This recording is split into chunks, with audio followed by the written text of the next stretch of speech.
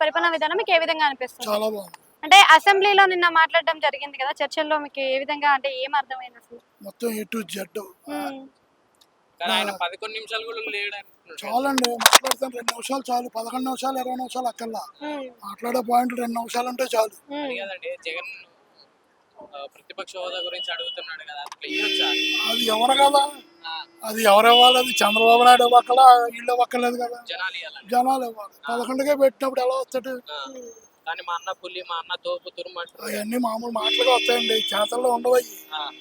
Sir 151 నుంచి 11కి పడిపోవడానికి గల కారణాలు ఏంటి? చేసిన అదో పనులు. రోడ్లు మాకు ఆ, వ్యాన్లకేమో ట్యాక్సీలు ఎక్కువ, ఆ, అన్నీ ఆ, ఎక్కడ పడితే అక్కడ టార్గెట్ ఇవ్వడం ఆఫీసర్లకి. ఆ, 5,000 10,000 5,000 10,000 అడగడం, ఆ. టార్గెట్ ఇవ్వడం.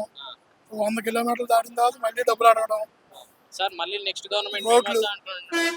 అవన్నీ జరిగే పనులు కాదు, నోటితో మాట్లాడే పనులు కాదండి. జగన్ 2.0 స్టార్ట్ అవుతది అని అంటున్నాడు కదా! అవన్నీ మామూలు జీరో ఏ ఉండవు. హ్మ్. Thank you sir. రోడ్లు కూడా బేభత్సంగా ఉన్నాయి, ఇప్పుడు బాగున్నాయి. ఇప్పుడు బాగుంది. సో ప్రభుత్వం లాసులో ఉన్నప్పుడు బాబు గారి ప్రభుత్వం లాసులో ఉన్నప్పుడు అయినా సరే రోడ్లు పూడ్చి సూపర్గా ఉన్నాయి. సార్ ఇప్పుడు బాబు గారు పవన్ కళ్యాణ్ గారి మధ్యన గొడవలు పెట్టాలని చూస్తున్నారు. అవి ఏమి అవ్వవు, జరగవు. మాకు పార్టీ ఫీలింగ్స్ కూడా ఏమి లేవు, సో రాష్ట్రం బాగుంది అంటారు. అంతే.